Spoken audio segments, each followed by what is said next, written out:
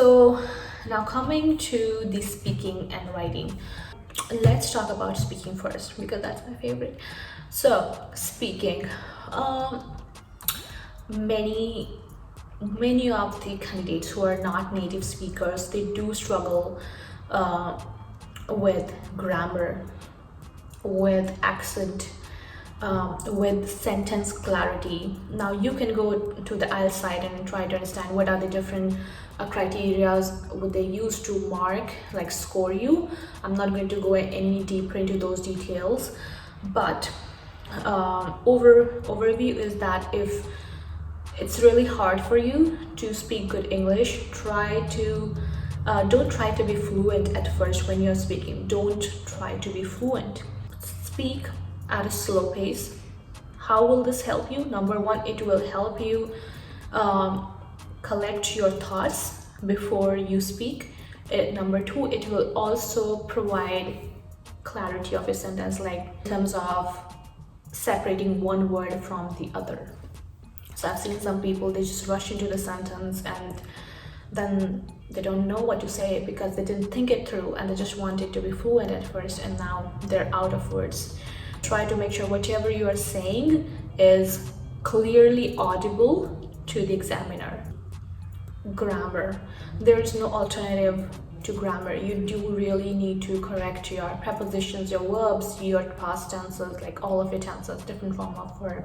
Do not stop speaking. Do not assume that this should be the length of the answer and you just speak a sentence and then you're like, okay, what's the next question? No, keep speaking unless the examiner gives you some sort of signal, which could be the examiner will start asking the next question. They might not explicitly tell you stop these explicit words, but they will just start speaking the other question. So it's just a kind of trying to understand what the examiner is trying to convey. I know a very good app for speaking, which is IELTS Speaking Tips. I'm gonna drop the link down below for that. So it has like number of topics, and believe me, it covers most of the topics in which you can potentially get in your actual speaking test. These could be about culture, religion, your dream job, your dream house, and all of that.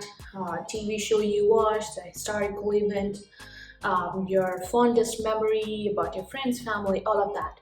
So I think it has about 200 topics. And then, so how I would advise you to use it is that if you have enough time, do visit all of those topics, click on it, record your voice. So how this app works is it has a computerized voice built into it. And then it lets you record. Press the record button, start speaking, and then it records the answers and also lets you review once you're done with the test, which is perfect.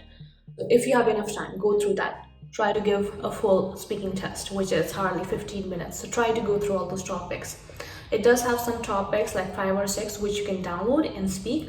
Other topics I think you have to purchase, but you don't need to because you know the topic, what it is. So try to, if you do not have enough time, if it's just 1 week away from your exam day, so try to at least look at those topics. Skim through these list of topics and try to find answers to those. So I think this will help you a lot. This app is a blessing. So use this app, but again, no paid promotions. This is just one resource that I used and for myself, and it helped me. That's why I'm suggesting. So it doesn't harm to say hello and goodbye to the examiner when you enter and when you leave the room. Make sure that you do it. It goes a long way. Coming to the writing test.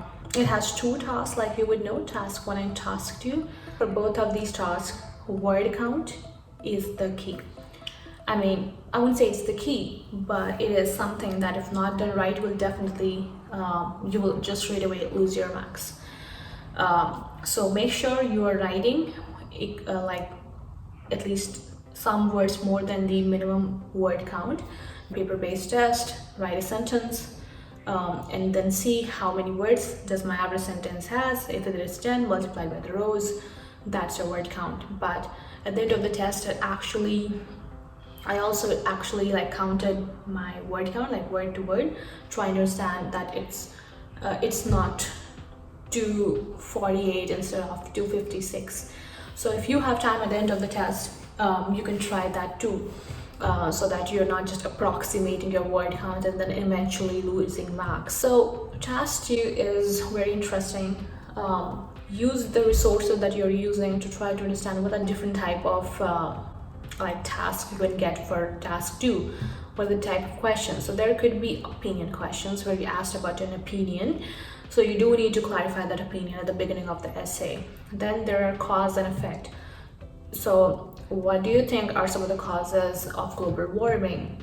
Then you can just mention them, and then you're using one body paragraph for one cause, another body paragraph for another cause.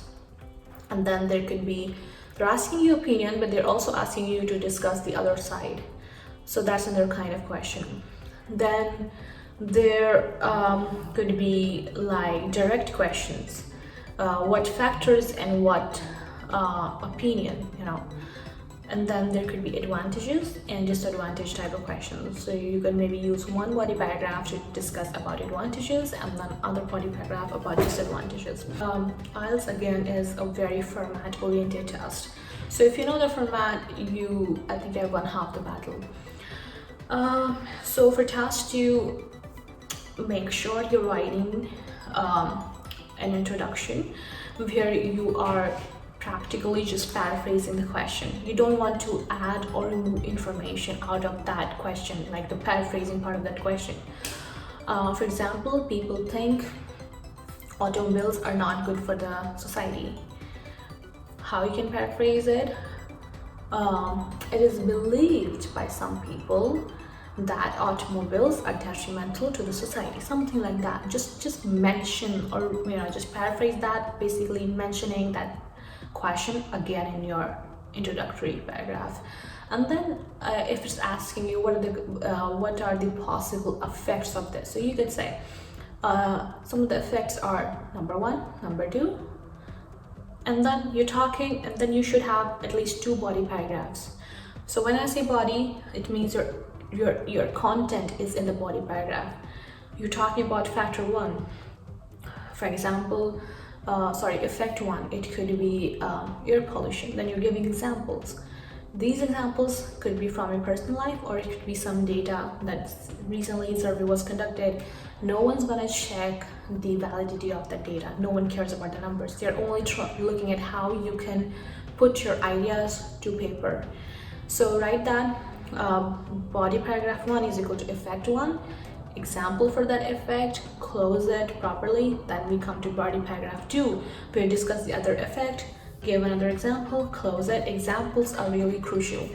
And then you conclude it, re-mentioning that all the automobiles might be helpful in commuting, but it's doing this and this could be done to bridge the gaps and all of that. Now you might think, okay, but what differentiates band 8 from a band 7 for writing? How is that at all? Sentence structure is a very crucial factor in determining your score. What is sentence structure? So you could either have a simple sentence, for example, sugary drinks are not good for health. Now this is a simple sentence. Then there is compound sentence. Sugary drink is not good for health and beauty. This is a compound sentence. Compound means and so you're basically combining 2 different sentences using and or some connecting word. Then you have complex sentences. What are those complex sentences? They could be starting with if given the chance, Sam would excel at this subject. If this would happen. This is a complex sentence. While automobiles are crucial for modern commute, they are going to harm our environment in the long run. While this, or other type of sentences could be like question sentences like asking a question like, if sugary drinks were banned, would it benefit the society, question mark, and then you give the answer to it yourself, like basically invoking a discussion and then adding to that discussion and answering that. So you're definitely going to get marks, like additional marks for this. Vocabulary, definitely, if you have some good words in mind, you can put them in there, but definitely you need to know what's the proper usage of those words. You just cannot be like pushing those sentences which make ultimately no meaning if you're just changing the entire meaning of that sentence just by trying to like force a heavy vocabulary word into it. Don't do that. Writing task 2 is pretty much simple, but again, don't take it for granted. Look at the pointer. So each question for task 1 will give you pointers which you need to mention as a part of your answer. Do provide them. For example, don't miss it. Like if it's asking you some like your neighbor has complained, mention what you would like them to do. Don't miss that part of the answer, and don't write all the made up stuff. So you might need to make something up when you're writing the answers to task 1. For example, if they're asking you that tell your tutor that you will not be able to attend the classes in the evening, you do need to add some kind of context to it. What classes? Okay, how were you attending those classes? Was it physical or virtual? How? So, but then don't spend a lot of time on task 1 because task 2 accounts for twice the weightage than task 1. So just get done with it, but then again, make sure you're not writing less than 150 words. So these are all of the tips and tricks that I had.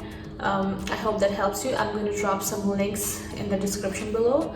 I'm not promoting any of these sites. These are just some sites which had like tons of free practice tasks which worked well for me. They also have answers, so they should be good. Please like and share this video if you appreciate it, and I'll see you in the next video. Till that time, bye bye. Thanks for being a part of the show.